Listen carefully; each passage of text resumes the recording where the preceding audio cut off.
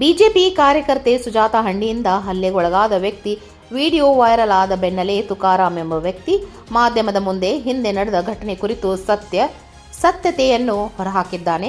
ಈ ಮನುಷ್ಯ ನನ್ನ ಆತ್ಮೀಯ ಸ್ನೇಹಿತರು. ಈ ವಿಡಿಯೋ ನೋಡಿದ ತಕ್ಷಣ ನಾ ಸಾಯ್ಬೇಕಂತ ಮಾಡಿ ನಿಂತೀನಿ ಅಂತೇಳಿ ನನ್ನ ಕಡೆ ಬಂದಾಗ ನಾನು ಹೇಳಿದೆ, ಮಾಧ್ಯಮ ಒಂದು ಹಂಗೈತಿ, ನ್ಯಾಯಾಂಗ ಐತಿ, ನಿನಗೆ ಆದಂಥ ಅಳಲನ್ನು ಮಾಧ್ಯಮದ ಮುಂದೆ ಹೇಳಂತೇಳಿ ನಾನು ಅವ್ರನ್ನ ಮನವೊಲಿಸಿ ಅದನ್ನು ನೋಡಿದಾಗ ನಮಗೆ ಬಹಳ ನೋವಾಯಿತು. ನಮ್ಮ ಆತ್ಮೀಯ ಸ್ನೇಹಿತರಾದಂತಹ ತುಕಾರಾಂ ಮೊಯ್ತೆ ಅವರು ಎಲ್ಲರೂ ಕೂಡ ಹೋರಾಡೋಣ ಅನ್ನುವಂಥ ಮಾತನ್ನು ಹೇಳಿದಾಗ ಅವರು ಇವತ್ತು ನಿಮಗೆ ಹೇಳಿಕೆಯನ್ನು ಕೊಡ್ತಾ ಇದ್ದಾರೆ. ನಗರದ ಪತ್ರಿಕಾಭವನದಲ್ಲಿ ಸುದ್ದಿಗೋಷ್ಠಿ ನಡೆಸಿ ಮಾತನಾಡಿ 2023ರಲ್ಲಿ ಬರುವ ಮಹಿಳೆ ಪರಿಚಯವಾಗಿ ಮಗುವಿನ ಚಿಕಿತ್ಸೆಗೆ 50,000 ಕೇಳಿದಾಗ ಆಕೆಗೆ ಕೊಡಲು ಹಣ ತೆಗೆದುಕೊಂಡು ಎಸ್ಡಿಎಂ ಆಸ್ಪತ್ರೆ ಬಳಿ ಕಾರಿನಲ್ಲಿ ಹೋದ ವೇಳೆ 2 ರಿಕ್ಷಾ 2 ಬೈಕ್ ಮೇಲೆ ಬಂದು ನನ್ನನ್ನು ಕರೆದುಕೊಂಡು ಉಣ್ಕಲ್ ಬಳಿ 2 ಲಕ್ಷ ಒಡವೆ ಕಸಿದುಕೊಂಡು ಹಳೆಯ ಬಳಿಯಲ್ಲಿ ಮನೆಯಲ್ಲಿ ನನ್ನನ್ನು ಕೂಡಿ ಹಾಕಿ ಚಿತ್ರಹಿಂಸೆ ನೀಡಿ ಎಷ್ಟೋ ಅಂಗಲಾಚಿದರೂ ನನ್ನನ್ನು ಬಿಡಲಿಲ್ಲ ಸುಜಾತಾ. ನನಗೆ ಧಮಕಿ ಕೊಟ್ಟು ಚಿತ್ರಹಿಂಸೆ ನೀಡಿದರು ಎಂದು ಅಳಲು ತೋಡಿಕೊಂಡರು. 2023ರಲ್ಲಿ ಒಬ್ಬರ ಮಹಿಳೆ ಪರಿಚಯ ಆದರು ಫೋನಿನ ಮುಖಾಂತರ. ಅವರು ಇಲ್ಲ, ನನಗೆ ಒಂದು ವಾರದಲ್ಲಿ ಒಂದು 50,000 ರೂಪಾಯಿ ಹಣ ಕೊಡಿ, ನನಗೆ ನನ್ನ ಮಗುವಿನ ಹಾರ್ಟ್ ಆಪರೇಷನ್ ಇದೆ, ನನಗೆ ಹೆಲ್ಪ್ ಮಾಡಿ ಸರ್, ನಿಮಗೆ ನಾನು ವಾಪಸ್ ಕೊಡ್ತೀನಿ ಅಂತೇಳಿ ಅಂಗಲಾಚಿದಾಗ ನಾನು ದುಡ್ಡನ್ನು ವ್ಯವಸ್ಥೆ ಮಾಡಿ SDM ಕಡೆ ಬನ್ನಿ ಅಂತ, ಎಲ್ಲಿ ಬರ್ಬೇಕಂತ ಹೇಳಿದಾಗ SDM ಹಾಸ್ಪಿಟ್ಲ್ ಕಡೆ ಬನ್ನಿ ಅಂತ ಹೇಳಿದರು. ಆ ಮುಖಾಂತರ ನಾನು SDM ಹಾಸ್ಪಿಟ್ಲಿಗೆ ಹೋದೆ.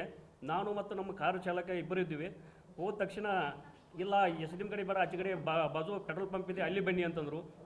ಅಲ್ಲಿ ಹೋದ ಟೈಮ್ದಲ್ಲಿ ನಮ್ಮ ಡ್ರೈವರ್ನ ತಳ್ಳಿ ಹೋಗೋದು. ಆಮೇಲೆ 2 ರಿಕ್ಷಾ ಮತ್ತು 2 ಸ್ಕೂಟಿಗಳು ಬಂದು 2 ರಿಕ್ಷಾ 2 ಸ್ಕೂಟಿಗಳು ಬಂದು ನನ್ನ ಏಕದಮ್ ಅಟ್ಯಾಕ್ ಮಾಡಿದರು. ಅಟ್ಯಾಕ್ ಮಾಡಿ ನನ್ನ ಕಾರ್ನಲ್ಲೇ ನನ್ನನ್ನು ಹಾಕ್ಕೊಂಡು ತೊಗೊಂಡು ಕಿಡ್ನಾಪ್ ಮಾಡ್ಕೊಂಡು ಒಯ್ದು ಉಣ್ಕಲ್ ಕೆರೆ ಕಡೆ ಒಂದು ರೋಡ್ ಐತಿ, ಆ ರೋಡಿಗೆ ಹೋಗಿ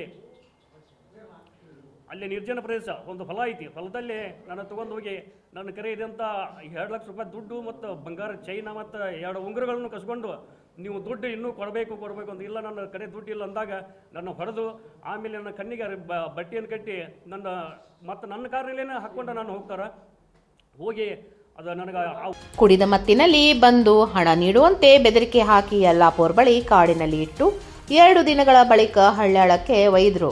ನಂತರ ಪೊಲೀಸರಿಗೆ ಸುದ್ದಿ ತಿಳಿದಾಗ ಯಲ್ಲಾಪುರ, ಬಾಯಟ್ಟಿ, ಅಣ್ಣಿಗೇರಿ ಹೀಗೆ ನಾನಾ ಕಡೆ ತಿರುಗಾಡಿಸಿದರು.